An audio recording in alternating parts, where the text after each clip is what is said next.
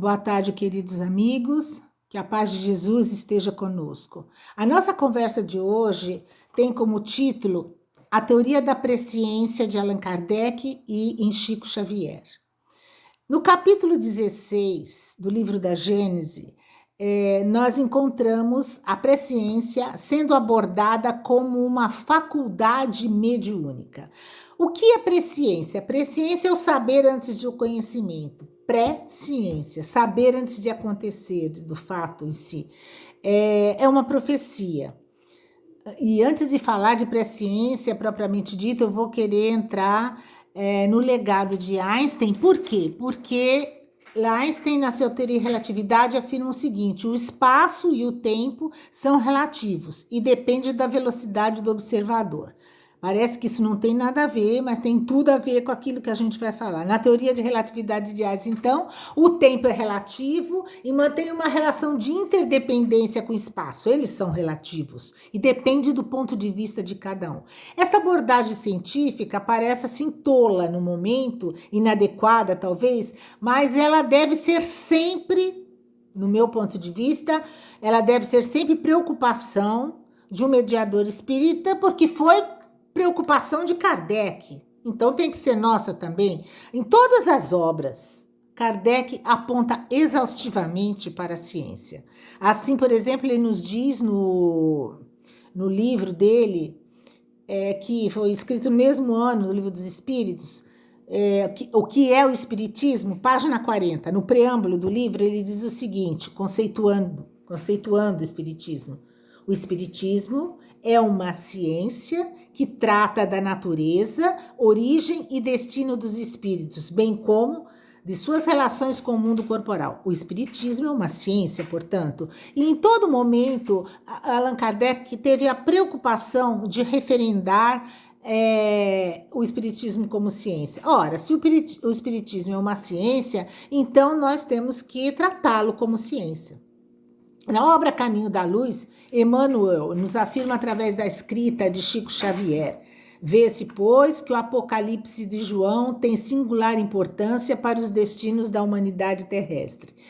João, exilado por prisão na ilha de Patmos, era um homem já quase centenário e uma noite teve um desdobramento, teve uma viagem astral numa saída de corpo e foi recebido por Jesus. Foi recebido por Jesus, que descortinou o futuro da humanidade para ele. O Apocalipse termina assim: temos uma Jerusalém libertada, ou seja, um mundo de regeneração instalado. Devemos nos lembrar que ele era um homem quase centenário e tinha a linguagem de um homem do século I. Veja bem, temos uma Jerusalém libertada, ou seja, um mundo de regeneração instalado. No movimento espírita, nós dizemos que espíritos superiores, já ouvimos falar nisso, espíritos superiores não fazem presciência. Fazem sim. E não só fazem, como só eles é que fazem, só os superiores. Nós temos dificuldade com essa palavra presciência, embora esteja lá na Gênesis, mas presciência é profecia, certo? E a gente tem dificuldade com isso. Profecia, talvez lembre búzios, cartomantes de circo, leitura de mãos. A gente liga a profecia com adivinhações. Porque, veja bem, essas cartomantes, búzios e leitura de mão são coisas pessoais. São coisas pessoais, não são coisas gerais. Não diz respeito à humanidade, diz respeito a uma pessoa. Então, são adivinhas. A presciência, não. Né? Os espíritos, diz Kardec o seguinte, que os espíritos desmaterializados, sutis, são como o homem na montanha, em cima de uma montanha.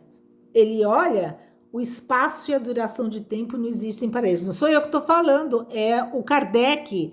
Ele disse, os espíritos desmaterializados são como o homem na montanha, sobre a montanha. O espaço e a duração de tempo não existem para eles. Claro que não. Eles estão lá em cima da montanha, eles veem o todo e percebem toda a temporalidade.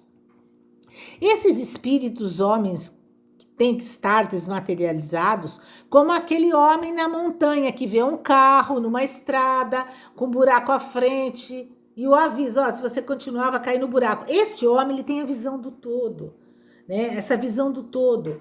E Deus às vezes permite que se levante a ponta do véu quando o fim é útil, é geral, né? Uma presciência, ela não vai dizer se você vai se casar cedo, se você vai ter filhos, ela não vai se preocupar com isso. Isso não é presciência, isso é adivinhação. Então, a presciência não é concedida a todos os médiuns, é só alguns espíritos mais elevados que a recebem providencialmente, ou seja, porque a providência assim o quer. Na iminência de certos perigos, de hecatombes, calamidades, revoluções, alguma coisa mais grave é possível de acontecer. Não é nada sobrenatural a presciência. Como não é? É adivinhar o futuro. Não é nada sobrenatural, não acontece de uma maneira mística, porque a presciência funda-se nas propriedades da alma, já aqui faladas várias vezes, nas relações entre o mundo visível e o invisível. Através do que a gente faz isso? Através do fluido cósmico universal, de fluidos vários. O cósmico universal, dos quais advém o magnético, o elétrico, disponíveis aos espíritos. Há uma disponibilidade para os espíritos sutis trabalharem os fluidos, porque eles não têm nem espacialidade nem temporalidade, como Einstein falou. Dr. Marcos Paulo Denucci, de Espírito, ele tem uma obra.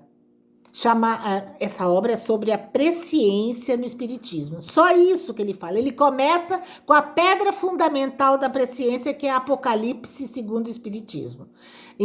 Mas ele não estudou só Apocalipse. Ele estudou também 75 livros de Chico Xavier, 75 livros estes, onde foram garimpadas 200 mensagens, em torno de 200 mensagens de presciência que esse extraordinário médium, o Chico, obteve de aproximadamente 18 espíritos. Se são 18 espíritos, são 18 espíritos desmaterializados. E ele, inclusive, o Chico. Então, bem, se percebe que Francisco Cândido Xavier, Bezerra de Menezes, André Luiz e outros, como Emmanuel, Humberto de Campos, não quero deixar de citar alguns, para não fazer, né? Vários.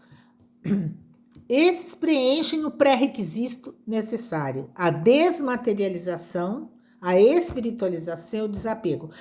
Quando eu falo desmaterialização, eu quero dizer uma sutileza no espírito, fluido sutil.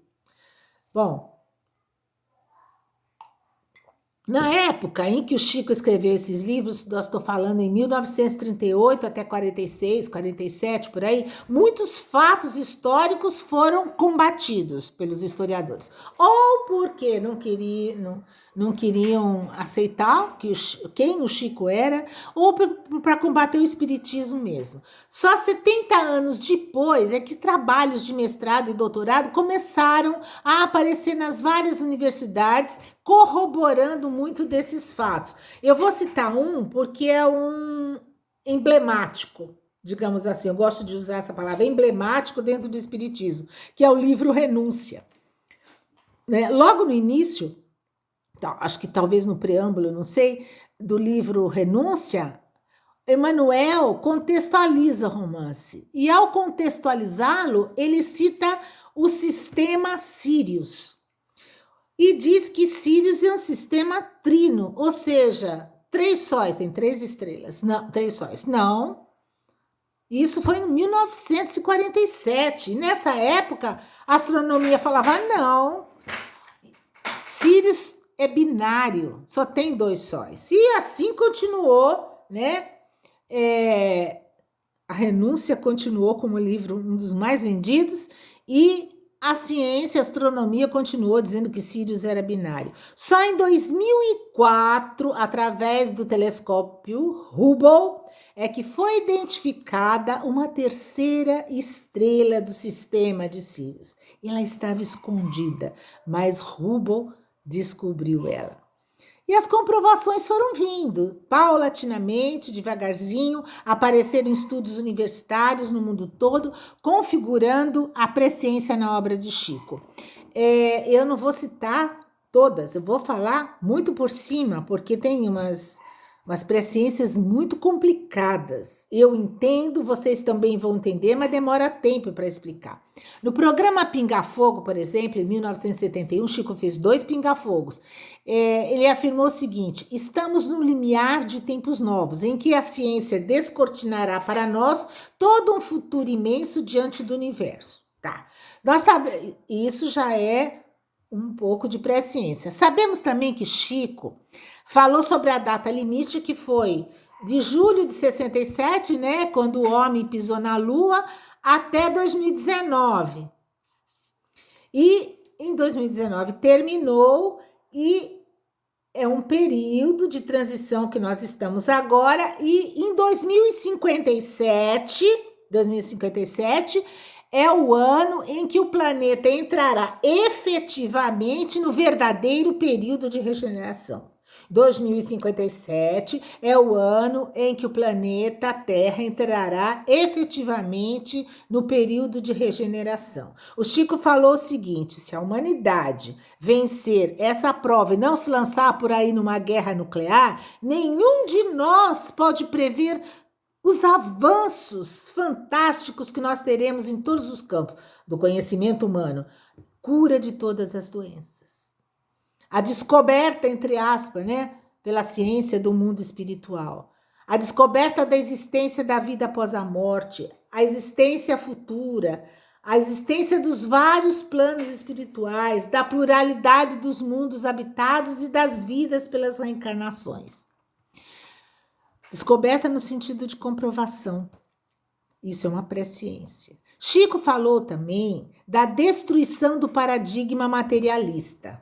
Graças a Deus, né? Que tendo a espiritualidade, a Terra vai ter a espiritualidade como elemento fático e não como religioso. Porque hoje a gente entra no esquema de que a espiritualidade, ou seja, tudo que a vida espiritual, ela é ligada à religião.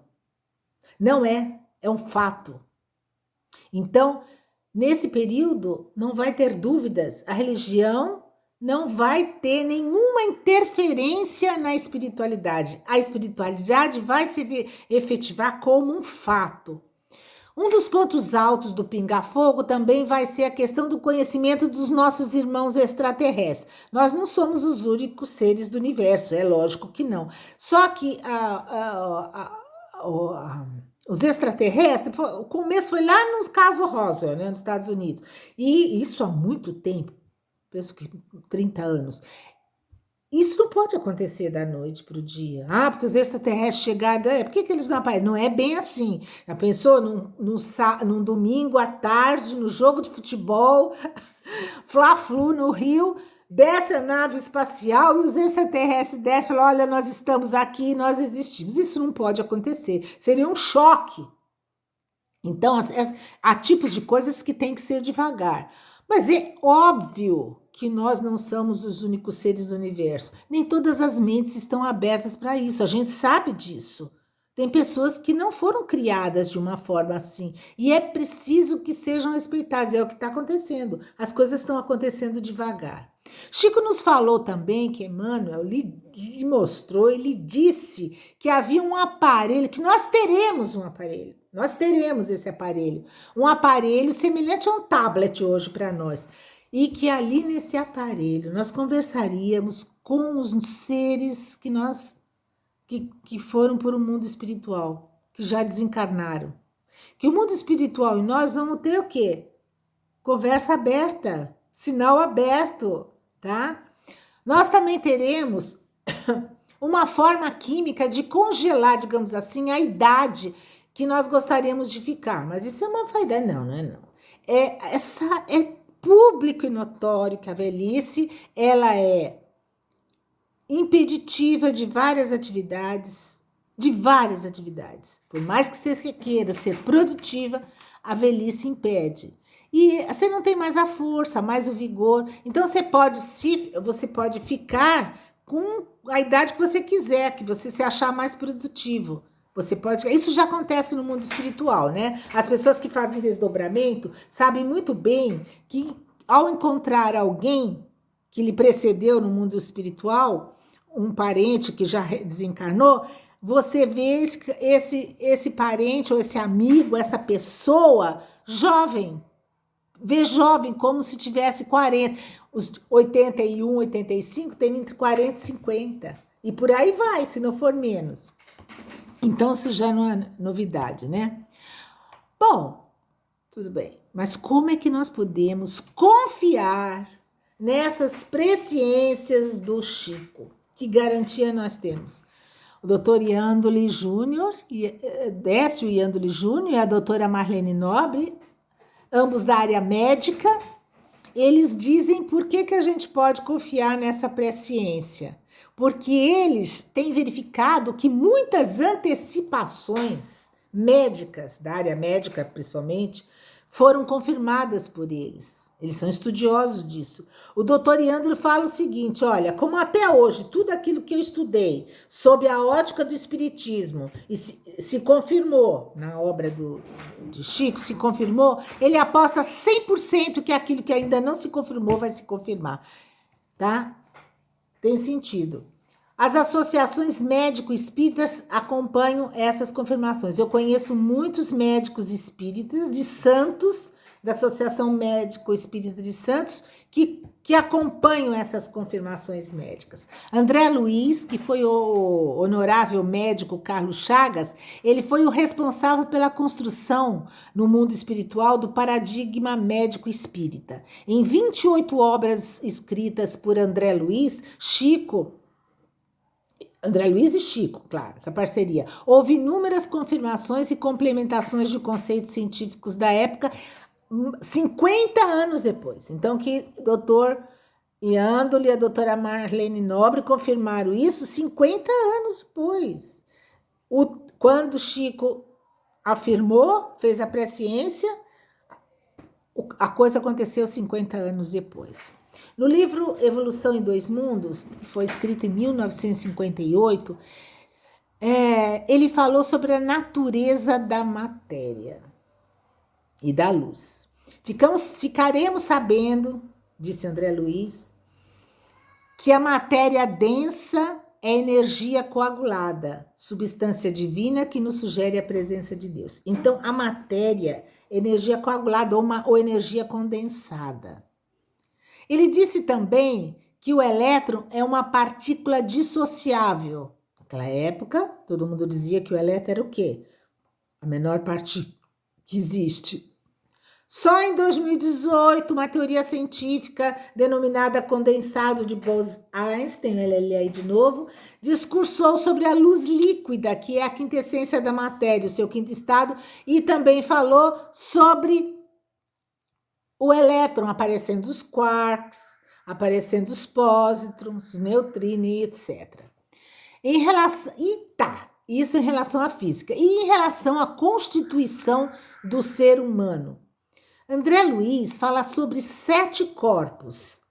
Simplificadamente, nós pudemos dividimos em corpo físico, perispírito e espírito. Isso na década de 50, que ele falou dos 7 corpos. Nós mantemos essa divisão de 3 para maneira didática, né? A gente sabe que são 7. Somente em 1981 é que o Dr. Rupert Sheldrake, 1981, desculpe, esse médico Rupert Sheldrake escreveu, ele é neurocientista, ele escreveu uma obra denominada New Science of Life, denominando campos morfogenéticos a esses corpos. Campos morfogenéticos. É o que hoje Hernani Guimarães chamou de MOB, Modelo Organizador Biológico, dentro da psicologia, da psicologia ou da parapsicologia, como queiram. Hernani Guimarães chama de modelo organizador biológico. No século XXI, na Áustria, em 2005, foram aventadas as chamadas zonas geopáticas, 7 chakras de André Luiz, 7 chakras. Esses chakras, eles foram dados a conhecer por André Luiz nos seguintes livros. Em 1943, no Nosso Lar, Entre o Céu e a Terra foi em 54, assim como nos Domínios da Mediunidade. Em 58, Evolução em 2 Mundos. Segundo André Luiz, como matéria é energia e o pensamento é energia também, então ele é composto de ondas de velocidade supraluminais. O que é velocidade supraluminal? Supra-luz, acima da luz, velocidade acima da luz. A gente sabe muito bem, não precisa desencarnar para saber disso, porque com desdobramento você percebe a velocidade do pensamento e as formações, formas pensamento, etc., as formações e as confirmações do pensamento imediatamente, num átimo de segundo, velocidade supraluminal. O pensamento assim tem forma e natureza. O pensamento sombrio, né, adoece o corpo físico. Como isso é visto na ciência? Tem uma teoria chamada modelo Tiller-Einstein, olha ele de novo aí, e na teoria das supercordas também, um postulado que diz o seguinte: pensamento é forma superluminal da energia. Mesma coisa, só que na ciência. E só que 50 anos depois. No livro Pensamento e Vida, André Luiz afirma: eletricidade é energia dinâmica, o magnetismo é energia estática, dinâmica é movimento e magnetismo é energia parada, estática. O pensamento, então, é uma força eletromagnética. Olha o que ele fala: pensamento, eletricidade e magnetismo conjugam-se. Entra no esquema, em todas as manifestações da vida universal, criando gravitação, que é força, afinidade, que é atração, assimilação e desassimilação. Assimilação, encarnação, desassimilação, desencarnação, nos campos múltiplos da forma que servem à romagem do espírito para as metas supremas traçadas pelo plano divino.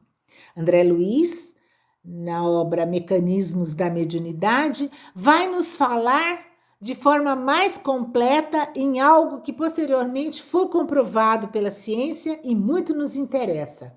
Olha o que ele diz: cada espírito gera em si mesmo inimaginável potencial de forças eletromagnéticas, exteriorizando nessa corrente psíquica os recursos e valores que acumula em si próprio.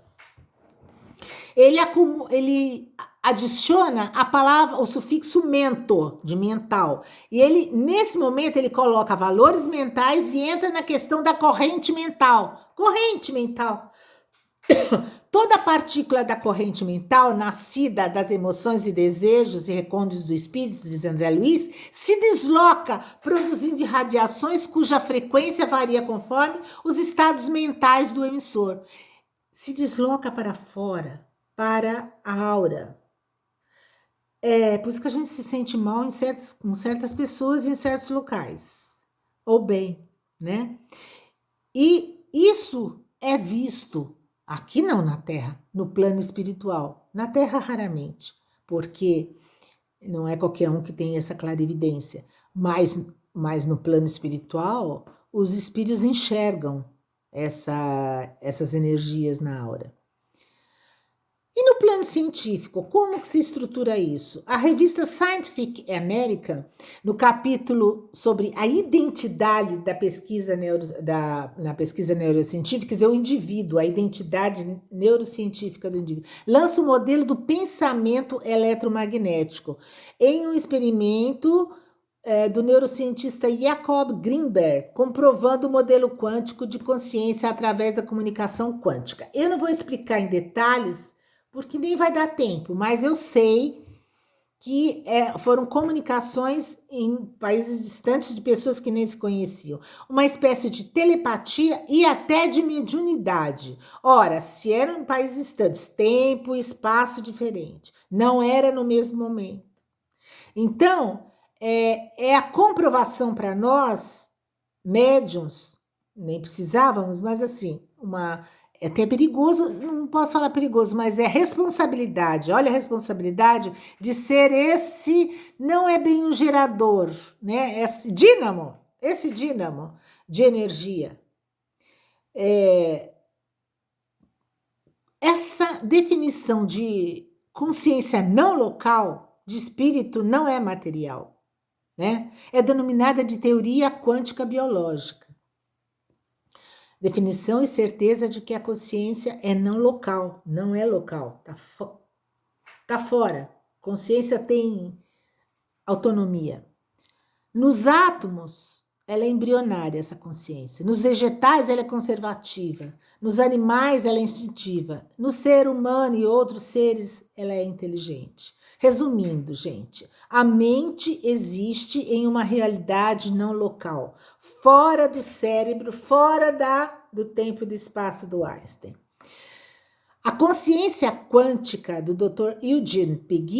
Wiener, Prêmio Nobel da Física, afirma que o cérebro é descrito de maneira ordinária dentro da mecânica quântica. Sim, mas a mente não, diz ele. Esta não está sujeita às leis da física.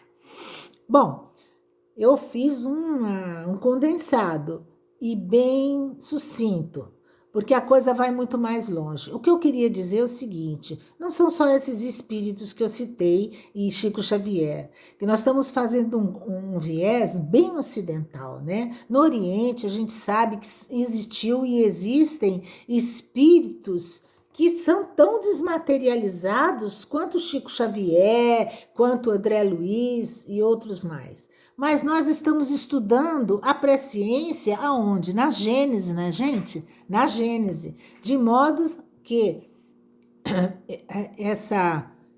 esse sentido de presciência fica só para o Espiritismo. É um estudo que nós estamos fazendo. A certeza absoluta de que em breve nós teremos os nossos filhos, netos, bisnetos, tataranetos, nossos descendentes, eles terão e nós mesmos, se estivermos reencarnando já, né, de outra vez, aqui, nós teremos a certeza plena de que o mundo de regeneração é mais light, né? É um mundo com mais seriedade e alegria também, né? A certeza de que seremos mais felizes, não totalmente, porque ele ainda é um mundo de regeneração, mas a certeza de que é um mundo onde nós teremos mais satisfação e viveremos mais felizes, um pouco mais felizes do que aqui, porque sabemos que esse cérebro descrito, essa consciência fora, não local, é uma bênção de Deus, né? Nós podemos migrar para vários corpos e para os vários lugares, para vários tempos. Que a serenidade e a paz do Senhor esteja conosco. Fiquem com Deus.